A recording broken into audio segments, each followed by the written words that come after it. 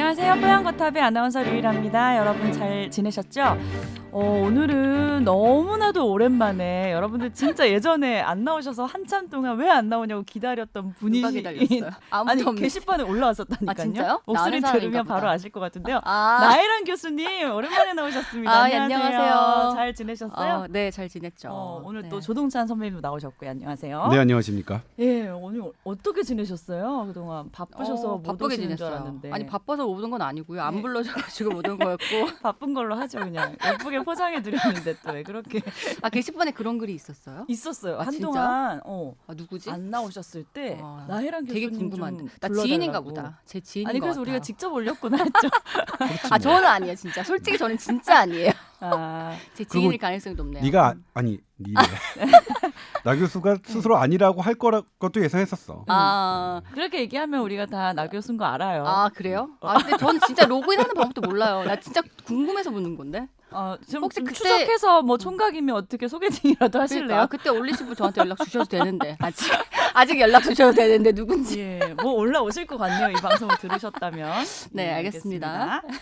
자, 오늘 좀 나혜란 교수님을 특별히 모신 이유가 있는데요. 그거는 본격 주제에서 잠시 후에 얘기하도록 하고요. 먼저 오랜만에 또 저희가 한 주 건너뛰고 방송을 해서 뭐 올해 빠짐없는 아이템 중에 하나였죠. 코로나 이야기 잠깐 짚어갈까요? 잠깐 예. 브리핑을 해드리면 이 방송을 들으시는 이제 한 내일 정도죠. 오는 7일부터 새로운 사회적 거리두기 5단계가 실시됩니다. 이 5단계를 놨던 이유는 뭐 간단합니다. 그러니까 일단 기존의 1단계, 2단계, 3단계가 그러니까 네. 3단계는 그러니까 락다운 완전히 이제 뭐 출입을 통제하는 거고 네. 1단계가 그냥 생활 방역, 그다음에 그 중간이 이제 2단계인데 그러다 보니까 이 방역 단계별로 너무나 격차가 크니까 방역 당국이 이것을 막 수준을 그러니까 높이는 게 부담스러운 거야. 워낙 차이가 많이 나니까. 네. 그래서 이거 차이를 조금 줄인 거예요. 1단계, 2단계, 3단계, 4단계, 5단계. 그래서 방역 당국이 좀 유연하게 뭐 2단계에서 3단계 올리고 3단계, 2단계 낮추고 아니, 이런 그러니까 우리가 것들을 원래 뭐 2.5단계 뭐 네. 이렇게 얘기했던 걸 네. 풀어서 이제 1, 2, 3, 4, 5로 그렇죠. 바꾼 쉽게 거예요. 그렇게 얘기할 수 있겠고요. 그다음에 확진 환자 수를 가지고 어떤 감염의 지표를 우리가 삼아 왔는데 맞긴 해요. 확진자 수가 어떤 사회에 얼마나 전파가 이루어지고 있느냐를 대표하는 것이긴 한데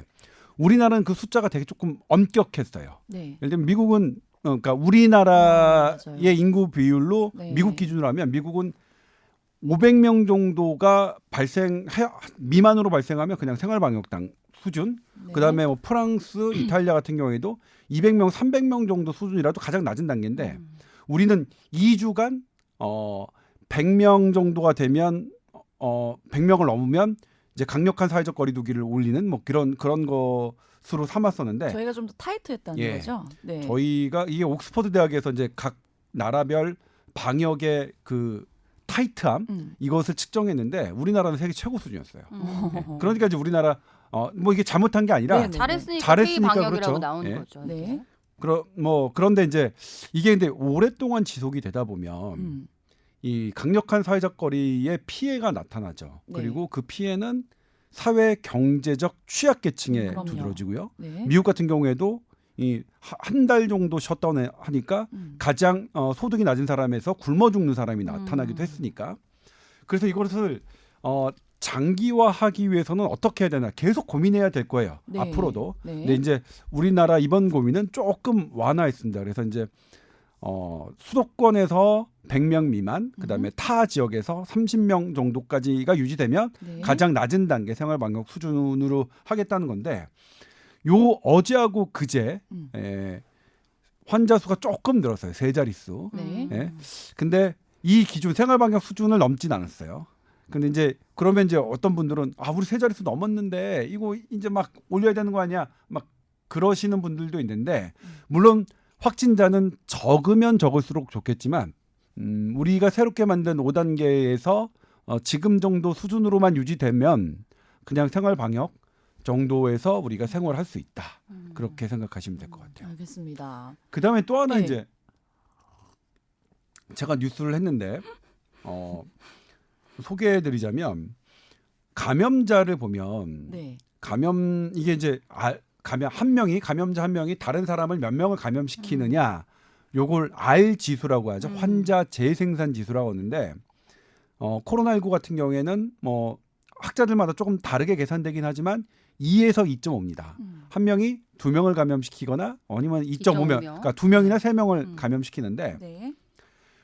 지금껏 확진자들을 돌이켜 봤어요. 얼마나 그러면 감염시켰나 봤더니 확진자 중에 80%는 다른 사람을 한 번도 감염시키지 않았어요.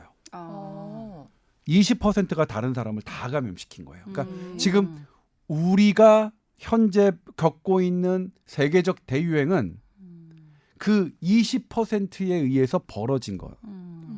그래서 그 20%가 어떤 경우가 봤더니 물론 사람도 있어요. 사람이 바이러스를 왕성하게 배출할 때 초기입니다.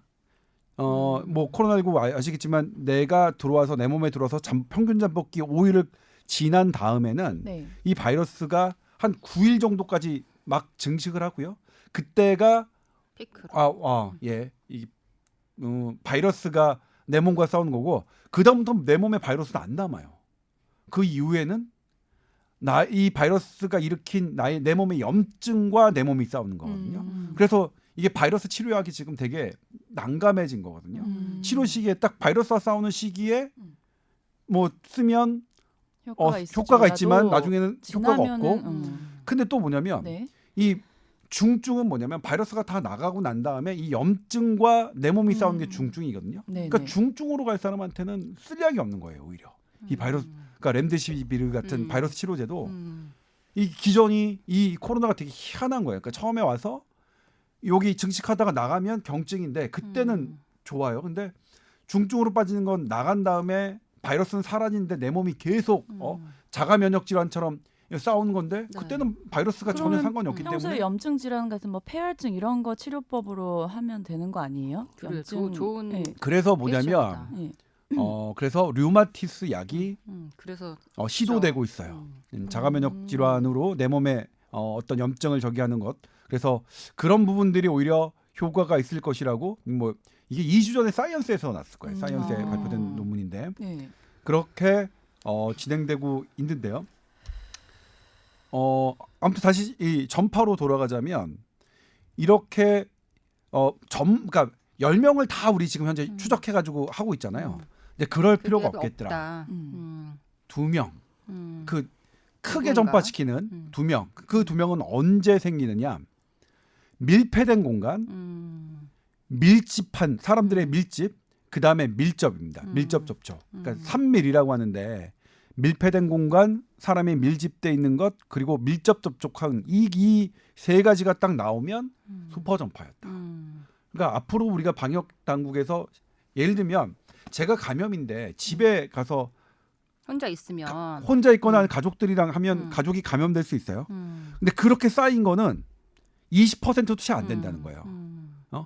그러니까 우리 너무 그러니까 이것을 쓰신 분은 뭐냐면 너무 이 개인의 이 동선을 제한할 필요 없다. 집에서 뭘 하든 그거는 별로 보니까 없어. 그러니까 사람들이 되게 많이 모이는 특히 밀폐된 공간, 야외는 또 상대적으로 그렇죠. 적었어요. 집단 감염이니까 뭐냐면 야외에서 감염이 됐지만 야외에서 슈퍼 전파는 일어나지 않았어요. 네. 예? 그러니까 뭐 지금- 엘리베이터나 이런 어떤 공간적인 제약을 되게 해결하는 게 중요하겠네요. 그렇죠. 그렇죠? 그렇죠. 밀집되는 거나. 그렇죠. 밀폐된 공간에서 밀집한 상태에서 밀접 접촉하는 걸 막자. 그게 우리가 방역에 영향을 해야 되는 거다. 그럼 이제 이걸 해드렸더니 뉴스를 한번 했는데 오해하시는 분들이 되게 많더라고요. 그랬고 이거는 누구나 8명은 그럼 감염 안 시키는 게 아니냐? 아니 그게 아니라 되돌아봤더니 10명 중에 8명은 한 명도 감염시키지 않았다. 그러니까 8명은 감염력이 없는 게 아니라 왜 이런 현상이 벌어졌나? 되돌아봤더니 10명 중 8명은 한 명도 안 감염시켰는데 이렇더라. 그러니까 우리가 한 명 한 명을 계속해서 뭐 작은 만남 있죠. 네. 작은 만남을까지 우리가 물론 다 신경 쓸 수 있으면 좋겠지만 그것보다는 소수의 사람이 아주 큰 밀폐된 공간에 들어갔다 나오고 하는 것들을 더 신경 써야겠더라. 그렇게 방역의 전환이 이루어져야 된다. 네. 사실 이거 누가 저기했냐면 신종감염병위원회인 서울대 오명동 교수님께서 이걸 다음 주 월요일날 발표하실 예정인데 네. 뭐 완벽하게 그렇게 지금 우리나라 전문가들이 이렇게 이 의견에 동의하고 있는 사안입니다. 사회적 네. 문화나 이런 게 바뀌어야겠네요. 방역 수칙으로 그게 되게 중요하겠네요. 어떻게요? 그러니까 아까 얘기한 것처럼 그러니까 너무 이제 한 사람 한 사람 포커스하는 게 아니라 네. 그냥 자유롭게 어느 정도는 생활 방역으로 놔도 돼. 다만 이렇게 많은 사람이 그렇죠. 제한된 공간에서 모이는 이런 문화 자체를 하여튼 당분간은 최소한 그렇죠. 아예 안 해야겠네요. 그게 그렇죠. 방역의 최선이네요. 그렇죠. 그렇죠. 그러니까 우리가 유지해야 될 생활과 우리가 막아야 될 생활을 이제는 판단할 수 있게 된 거죠. 약간 가를 수 있다는 네, 거죠. 이제. 그렇죠. 무작정 다 네. 통제하는 게 맞아요. 아니라. 무조건 다 통제한다고 사실 실제로 통제가 되지 않는 경우도 요즘 많고 네. 진짜 막 다 산발적으로 뛰쳐나가시는 분들 많고 근데 그런 것까지 이제 전부 다 제한할 필요는 없을 수 있다는 거겠죠. 그렇죠? 그래, 그래서 이제 뭐냐면 이것에 되게 예민하신 분들이겠죠. 공연계. 공연 같은 경우에는 사람들이 그 부분은 오프라인에서 해결이 많이 안 되네. 와서 네. 보셔야 이게 신이 나는 거니까. 어. 그러면 여기서는 그 다른 밀을 줄이기 위해서 밀폐를 줄이기 위해서 어떤 노력을 할 것인가 생각하죠. 예? 3밀이니까 그렇죠. 밀집할 수밖에 없다면 밀폐를 아예 버리든가, 그렇죠? 밀폐를 해결하고 야외 공연장. 예, 근데 밀접을 겨울이라서 지금 또 안 될 것 같아요.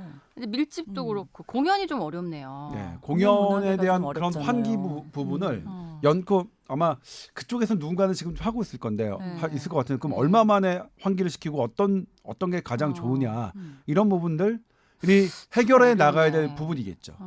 수술실 같은 음압 시스템을 공연장에 아니 음압 시스템은 아니 그건 안 돼. 근데 영화관도 지금 운영이 되고 있잖아요. 네. 이렇게 대부분 다 띄어 있죠. 앉아서 하는 있죠. 보는 걸로. 근데 그것도 사실은 밀폐 공간인데 공간이죠. 괜찮은 건가요? 안 근데 이제 또 괜찮은데. 여기서 하나가 영화는 뭐냐면 마스크를 쓰고 보시잖아요. 그러니까 다들 거기는 밀폐 3밀이라고 하더라도 네.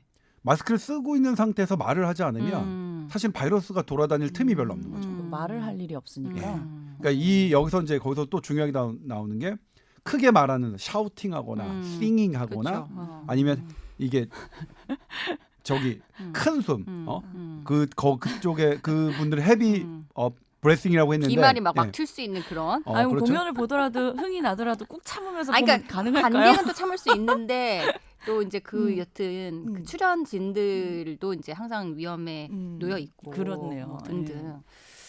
선생님은 코로나 기간 동안 또 네. 병원에서 최전선에서 일을 하셨기 때문에 그러게요. 다양한 일이 있으셨을 다양한 일은 것 없고 같은데요. 일만 많이 했죠 뭐. 우리나라 제가 좀- 성별 진료소도 그러니까 뭐 네. 정말 제가 우리나라에서만 했죠? 있을 수 있는 일이 아닐까 생각했는데 네. 어떤 서울에 일이 있는 있었어요? 대학병원 정신과 교수한테 선별 진료소 시키는 나라는 우리나라밖에 없을 거예요. 근데 뭐 선생님이 선별 진료소에 가 계셨다는 거네요. 선별 진료소도 가고 네. 요새는 이제 선별 진료도 보거든요. 그러니까 약간 과하게 말하면은 코에서 검사도 하고 실제로 이제 감기 환자 진료도 보는데 아무튼 이제 이런 제도적인 것도 좀 보완이 돼야 될 거. 저 이런 말하면 원장님한테 잘릴 수도 있긴 한데 근데 할 말은 좀 해야죠 그래도. 네. 이게 저만의 문제는 아니고요. 네. 우리나라의 다른 대학병원이나 이런 데도 많이 다른 과 교수님들도 심지어 이제 병리과나 영상의학 선생님들도 네. 환자를 보시더라고요. 그래서 어. 같이 우리가 보는데 나는 환자 안 본 지 한 20년 됐는데 지금 와서 감기 환자 본다고. 그래요? 고생하셨어요. 네, 고생 계속하고 네, 있어요. 아직 안 계세요. 끝났어요. 심지어 그러니까 계속하고 말이야. 있어요. 고생 계속 과거형으로 좀 말하면 안 해주세요. 고생해야죠. 더 있어. 예. 자, 그리고 오늘 나혜란 교수님을 모신 이유가 바로 오늘 본격 주제. 지난 주말에 너무나 좀 충격적인 소식이 있었어요. 좀 성실하고 밝은 모습으로만 기억하고 있었던 코미디언 박지선 씨가 스스로 목숨을 끊었다는 소식을 듣고 많은 분들이 좀 충격을 받았거든요. 근데 더 특별한 이제 이유가 어머니가 또 함께 그러니까요. 예, 같이 스스로 목숨을 끊었다고 해서 이게 무슨 일일까 어떻게 저럴 수 있을까라고 또 많이 얘기를 맞아요. 정했어요. 네. 예. 또 저도 그거를 그날 진료하다가 이제 기사를 못 보고 나중에 조금 듣게 됐는데 저도 정말 너무 충격받았거든요. 근데 네. 이제 고 박지선 씨 죽음이 충격적이었던 이유가 말씀하신 것처럼 가장 큰 거는 그러니까 뭐 연예인 분들 자살이 종종 있었지만 네. 그러니까 박지선 씨 죽음에 대해서는 그러니까 악플이 달린 사람 없는 것 같아요. 그러니까 그러게요. 모든 사람이 너무 안타까워하는데 그만큼 사실은 뭐 어떻게 보면 흠을 잡을 때가 별로 없고 음. 어떤 구설에 논란이 없었던 되게 음. 그런 분이었는데 네. 그런 사람이 자살했다. 그게 우선 너무 이해가 안 충격적이었던 되는 것 거죠. 같고, 네. 그리고 두 번째는 근데 심지어 이제 어머니랑 같이 그렇게 됐다는 게 너무 사실 되게 굉장히 비참한 일이죠. 네. 비극적인 일이고, 그리고 네. 세 번째는 근데 알고 보니까 이제 저도 자초지종을 정확하게 모르지만, 근데 그게 큰 이유 중에 하나가 우리가 이렇게 뭐 잘 이렇게 몰랐던 혹은 깊게 생각하지 않았던 이렇게 만성 피부 질환 때문이었다고 하더라. 네. 근데 물론 저는 이제 그것 때문에 결국 우울증이 생겼으니까 그렇게 자살을 하셨을 거라고 생각은 하지만 네네. 아무튼 그 세 가지 이유가 하여튼 다른 또 안타까운 경우와는 또 다르게 굉장히 사람들한테 많이 충격을 줬던 것 같아요. 네.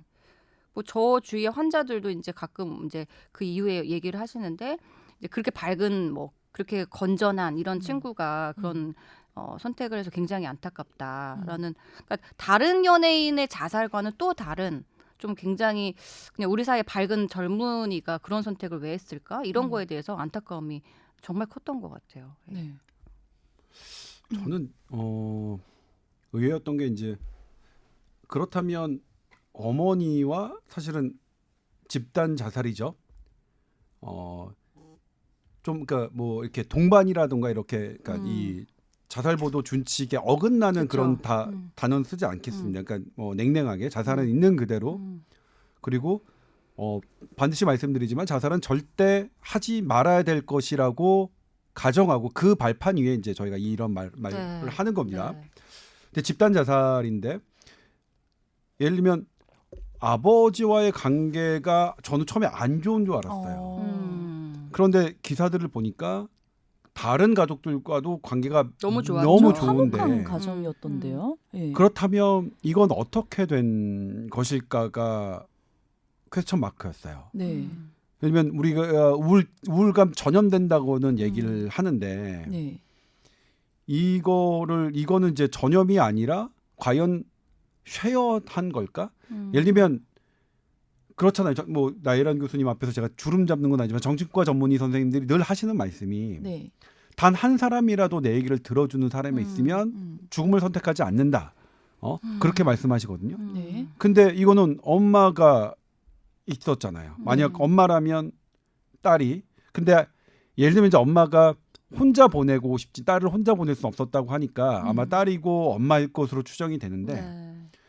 이건 그럼 어떻게 봐야 되는지? 그러니까 이거는 이 두 박신원 씨와 박신원 엄마를 하나의 개체로 봐야 되는 건지 아니면 그러니까 예를 들면 하나의 개체로 보지 않으면 정신과 선생님들의 그동안 저한테 하셨던 말씀이 틀린 거예요. 단 한 사람이라도 있으면 그렇게 선택하지 않는다고 하셨던 말씀들이 틀린 거기 때문에 네. 그래서 저는 그 부분에 맞아요. 의문이 좀 들었어요. 뭐 조동찬 기자님 얘기를 하시는 거를 굳이 생각해 보자면 네. 그러니까 그런 게 있잖아요. 정신과 용어에 뭐 shared psychosis라는 게 있어요. 실제로 뭐 쌍둥이는 한 사람이 아프면 같이 아픈다든지 굉장히 이렇게 애착 관계가 심한 관계는 한 사람이 정신병적 양상을 보이면 옮는 것처럼 진짜 그래서 shared 한다는 게 있는데 이제 그런 의미로 워낙에 제가 듣기로는 모르지만 그 돌아가신 박지선 씨와 어머님이 이제 간병하시면서 항상 붙어 있었다고 하니까 일종의 네. 한 개체처럼 그냥 우울감도 하나의 개체처럼 공유했을 수 있다는 생각이 들긴 해요. 그러니까 서로 의지는 할 수 있지만 그냥 그 둘 다 어떻게 보면 조금 많이 같이 지쳐 있었던 상태일 수 있었던 것 같아요. 예. 근데 이제 그거는 추정이니까 그렇다 치더라도 근데 여튼 이제 그렇다 하더라도 여튼 자살을 한다는 거는 뭐 누가 얘기를 들어준다. 정말 어느 정도까지 그 사람이 이거를 얼마나 심했으면 자살이라는 선택을 했을까. 이거 정말 저는 병이라고 생각하거든요. 그러니까 이게 물론 뭐 얘기를 들어서 좋아지고 이런 것도 있지만 그러니까 그렇게 그런 사람이 만약 있다 하더라도 어쩌면 정말 이 병이라는 게 정말 깊어서 그런 본인이 사실은 정말 원하지 않은 선택을 할 수 있었던 그게 병의 증상일 수도 있다는 생각도 드는 거예요. 예. 네, 그래서 제가 이럴 경우에 이제 지금 어떻게 해야 되느냐죠. 예를 들면 일상적으로는 뭐 그러니까 일상적으로 이제 원래 딸의 죽음을 막는 게 엄마의 그 뭐 일반적이고 지극히 정상적인 어머님이셨으니까. 근데 반대로 생각했다면 이건 분명히 어머님도 그 증세가 있었을 것이라고 생각하고요. 네. 그래서 제가 하는 건데 이제 뭐냐면 이걸 가지고 박지선 씨의 어떤 죽음을 듣고 슬퍼하는 동료 연예인들이 되게 많이 슬퍼하셨는데 네. 그 허지웅 씨라는 분이 저도 네. 허지웅 씨랑은 한 번 정도 통화해 본 적이 있는 것 같아요. 네. 뭐 그거 외에는 없어요. 근데 뭐라고 페이스북에 올려주셨냐면 본인의 이제 책 구절을 발췌하면서 그러나 살기로 결정하라고 말하고 싶다.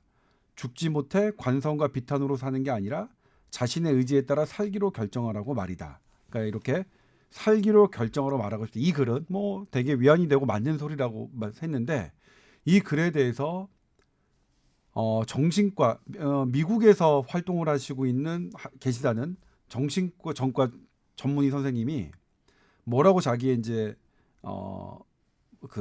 코멘트를 남기셨냐면 하셨냐면 네. 살기로 결정하라고 하지 말고 병원에 같이 가주세요.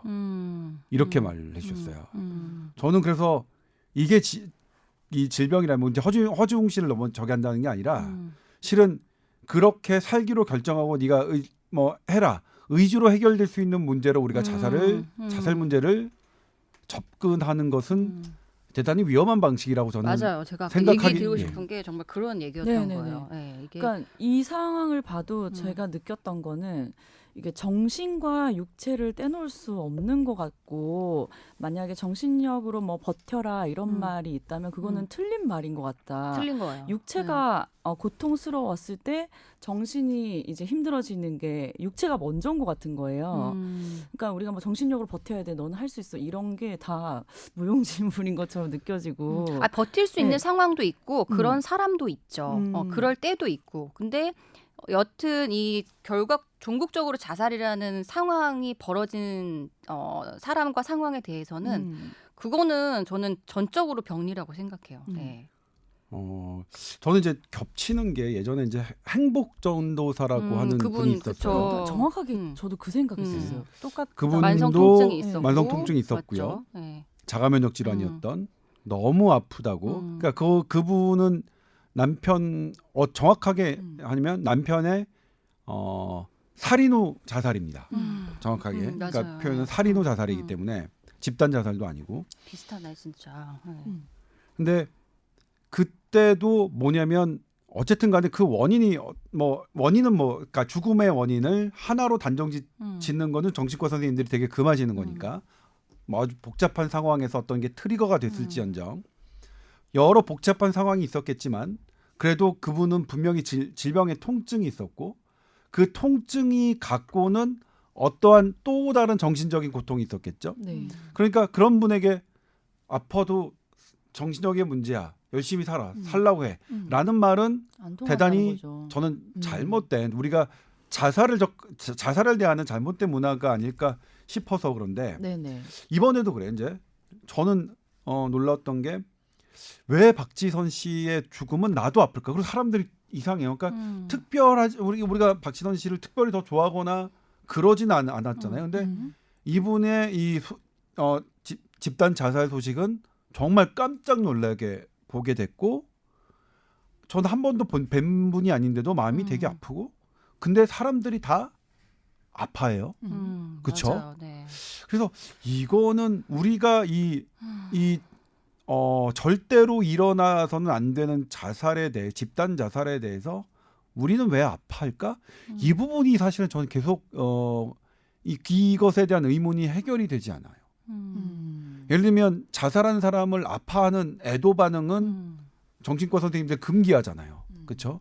자살한 사람을 아파하는 자살한 사람, 자살자에 대해서 네. 애도하는 반응은 왜냐면 그 자살을 결심한 사람들이 나도 죽으면 누군가가 나를 저렇게 슬퍼해 주겠구나. 네. 애도를 금한다는 거는 좀 그렇지만, 네. 그거 방법을 좀 인정하는 거는 바람직하지 않죠. 네. 네. 애도를 하지 않는다는 표현은 그러니까, 적절하진 않을 것 같고. 그러니까 애도를 하는데 네. 그것을 뭐 저 사람의 인정한다든가 이런 반응은 좋지 않다. 그러니까 제가 네. 잘못 얘기했으니까 네. 애도는 하되 딱 그 선을 그어서 그러니까 저 사람의 자살 선택은 잘못된 것이고 뭐 슬프긴 하지만 잘못된 것이다. 요걸 분명히 그렇죠. 해주자는 말씀이 네, 네, 네. 하는데 아무튼 저는 근데 그거를 애도라고 생각을 했나 봐요. 근데 아무튼 그렇다면 우리가 지금 이 박지선 씨의 이 죽음에 대해서 이 반응은 우리가 잘못된 건 아닐까라는 생각이 계속 들며도 불구하고 아니 근데 왜 이렇게 슬퍼하고 싶지 같이 얘기하고 싶지 이런 생각이 이런 이 인지 부조화라고 하나요? 이건 왜 그런 건지를 잘 모르겠더라고요. 우선 그냥 뭐 연예인이긴 하지만 어떻게 보면 연예인 중에서는 조금 우리랑 좀 결을 같이 하는 좀 평범한 부분이 많이 있었다고 생각해서 실제로 공감도 많이 했던 것 같고 그리고 워낙에 이제 대명사가 그 성실하고 밝고 그러니까 연예인들 항상 그 이면이 있을 거라고 생각을 하는 것에 반해서 박지선 씨는 정말 그 성실하고 밝고 낙천적이기만 한 사람이다라고 딱 그 프레임이 씌워진 상황에서 기사를 접해서 더 놀란 것도 있었던 것 같고요. 이제 그리고 나서 이제 뭐 병 때문이다 어머니랑 같이 이렇게 뭐 동반이 아니라 이제 집단 자살했다 이것도 굉장히 충격적이었던 것 같긴 한데 내가 제 입장에서는 1번 그랬던 것 같아요. 그냥 정말 너무 밝기만 한 사람인 줄 알았는데 저 사람이 왜 갑자기 그리고 또 그게 너무 나랑 결이 다른 사람이라고 생각했으면 조금 또 다르게 느껴졌을 텐데 그냥 내 주위에 있는 사람 사실 연예인이긴 했고 개그우먼이긴 했지만 내 주위에 있는 그냥 친구나 동생 같은 사람이기도 했는데 저 사람이 그랬다는 거에 되게 공감이 컸던 것 같긴 해요. 네. 그래서 이제 저는 뭐 어떤 말씀을 드리고 싶냐면 네. 사실 정치권 선생님들은 극단적인 선택이 아니다라고 말씀하시거든요. 이 자살을 선택 항목 중에는 있을 수 없는 항목이다. 그러니까 방금 말씀한 증세다. 이게 우울증에 걸리면 그거 그러니까 잘못된 그러니까 증상으로 해야 되는 거다. 그래서 이 부분은 저는 제가 이제 뭐 이렇게 말씀드리면 제가 이제 이렇게 지금 앞으로 말씀드릴 거를 왜 주저하냐면 과거에 이렇게 말했을 때 저 자식도 뭐 그 의사라서 저렇게 판단해.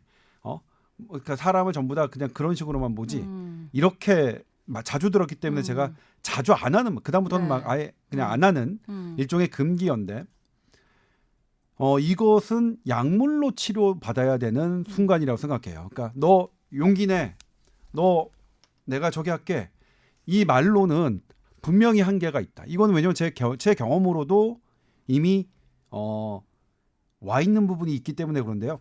그래서 이제 이게 근데 어머니랑 이렇게 같이 이게 어떤 공통이 됐을 때는 이건 또 어떻게 접근해야 되나 이런 부분은 좀 생겼어요. 그러면 다른 분이 이렇게 그럼 만약 이걸 이제 막으려면 우리는 어떠한 절차가 이 가정이 근데 진짜 문제가 병원에 있었으면, 다니셨어야 될 것 같긴 해요. 다니셨던 것 같기도 한데 잘은 모르겠지만 뭐 근데 어머니까지 같이 다니셨는지는 모르겠고 그러니까 우리가 가족을 얘기할 때 가족 병리라는 말을 쓰거든요. 네. 그러니까 가족이라는 게 뭐 아무리 관계가 멀던 뭐 가깝던 간에 가족 안에서 공유되는 어떤 그 관계가 있어서 결국은 가족 한 사람만 치료해서는 가족 관계가 변할 수 없다 이런 것인데 그러니까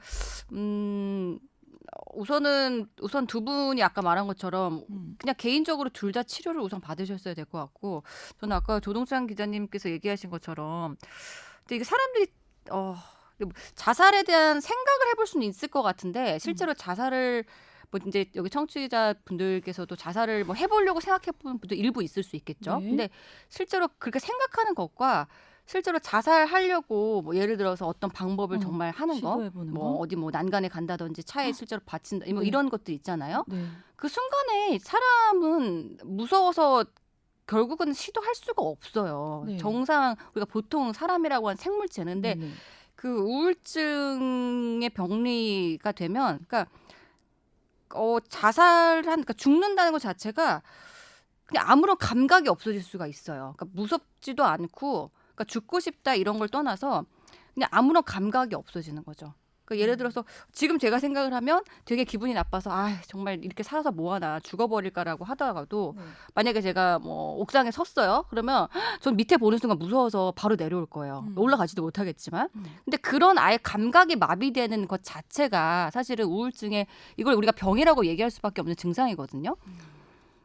최근에 제가 그러니까 이 서평을 쓴 게 있는데 우울증은 뇌의 염증이다라는 걸 쓰신 거예요. 근데 사실 책 내용은 이미 뭐 나혜란 교수님은 다 아는 예전에 이제 논문으로 나왔던 것들인데 그런 염증의 증거들을 이제 차곡차곡 뭐 이렇게 재미있게 써주셨는데 저는 이제 어떻게 생각하면 염증이라는 건 뇌의 염증은 뇌가 예민해지는 거거든요. 그러니까 우리 그냥 이런 살을 그냥 닿으면 안 아프죠. 근데 여기가 제가 새빨갛게 염증이 있는 상태에서 닿기만 해도 아프죠.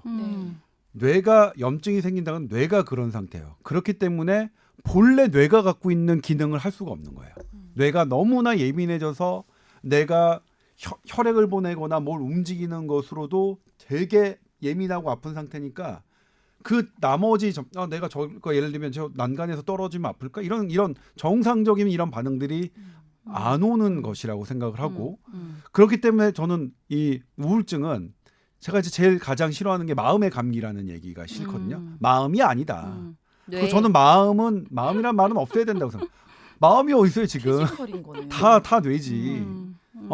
제가 뭐 여러 번 말씀드렸다. 전 프로이트도 인정 안 해. 이드 에고, 슈퍼 에고가 지금 어디서 MRI 찍어봐도 그게 어디야? 뇌 어디 속에 있을 수는 있잖아요. 뭐 어디?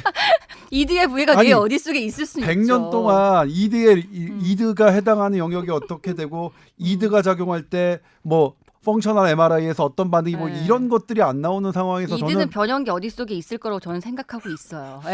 뭐 그런데 아직 밝혀지지 않은 네, 부분은 네. 있겠죠. 근데 그렇기 때문에 우리는 분명히 용기로 그러니까 위로로 해결할 문제가 아니라는 맞아, 정말 이게 예. 포인트예요. 근데 진짜 궁금한 게 음. 선생님한테 물어보고 싶은 게 뭐 자살을 하고 싶어서 오시는 환자분들 꽤 있으셨을 있죠, 거 아니에요. 많죠. 네.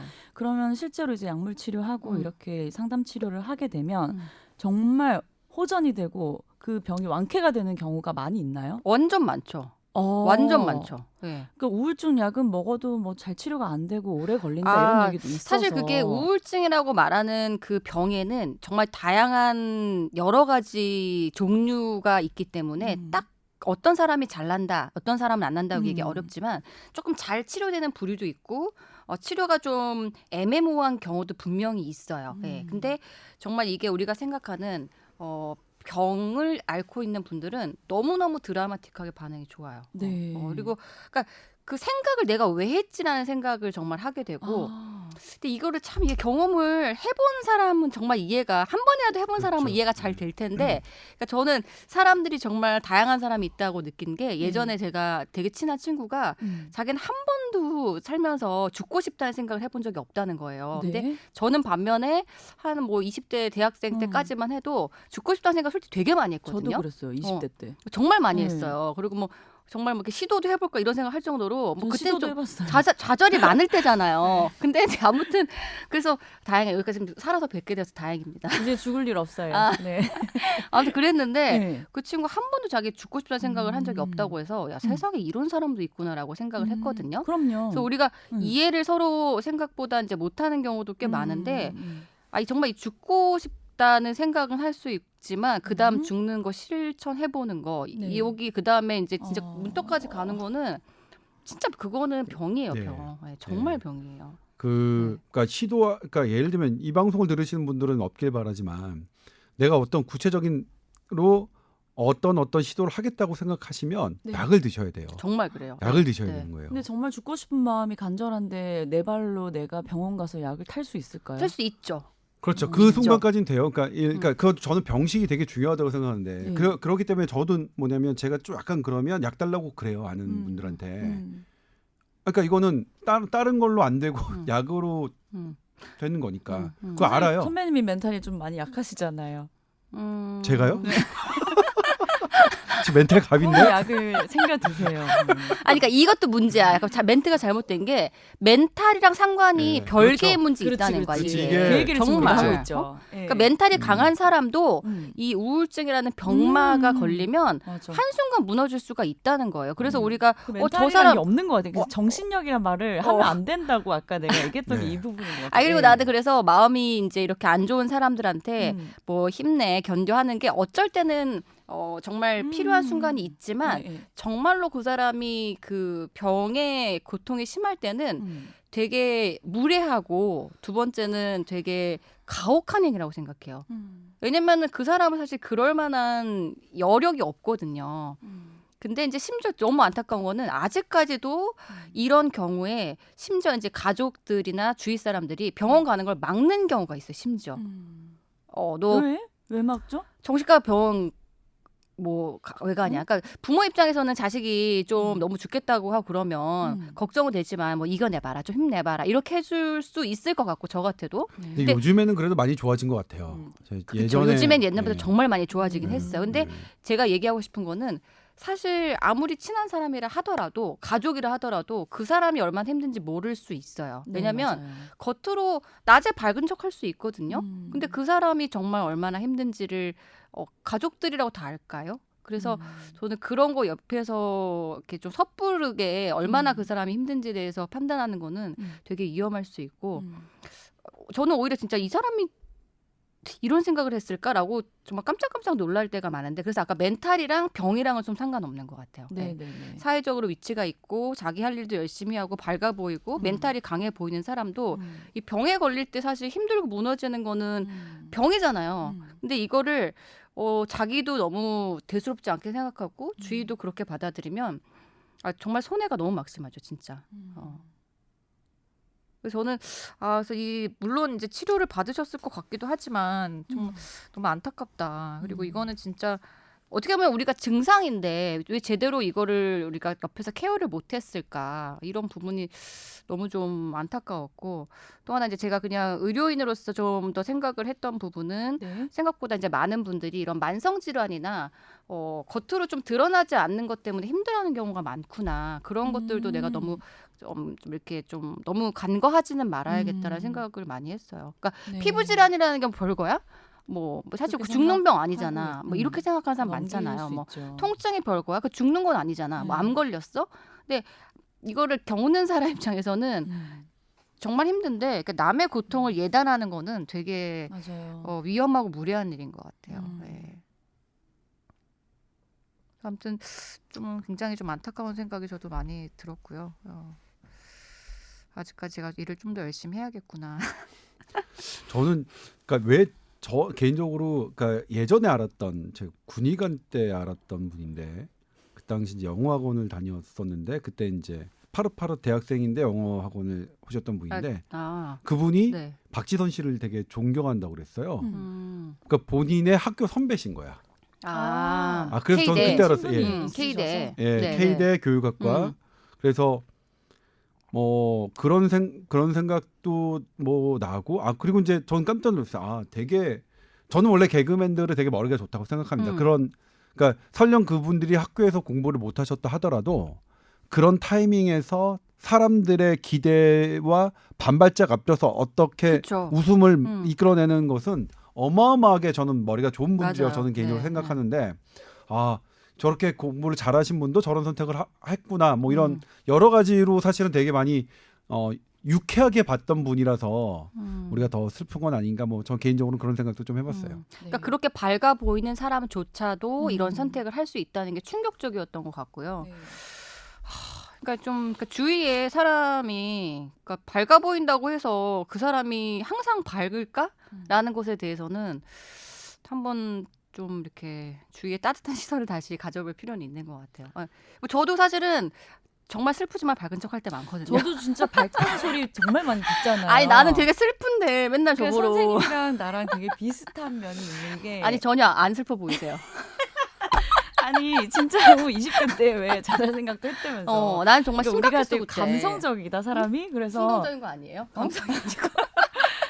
마음에 우울증이 언제든 올 수 있다. 그걸 경험해봤으니까 그런 걸 근데 알고 이게 있는데 정말 아시겠지만 약간 기복이라는 표현보다도 약간 이게 삶에 흥이 있고 오히려 되게 밝고 그런 이런 사람일수록 사람들이 위험할 것 같아요. 올라간 만큼 항상 이 남들이 평소에 생각하는 것도 자기는 다운된다고 느낄 수 있기 때문에 그런 사람들이 밝을 때만 보여져서 그렇지 어두울 때는 안 나오잖아요. 저는 제 마음이 다운될까봐 항상 밝게 유지한다니까요. 너무 노력을 무서워, 많이 하죠. 다운될까봐. 그게 이해가 돼요.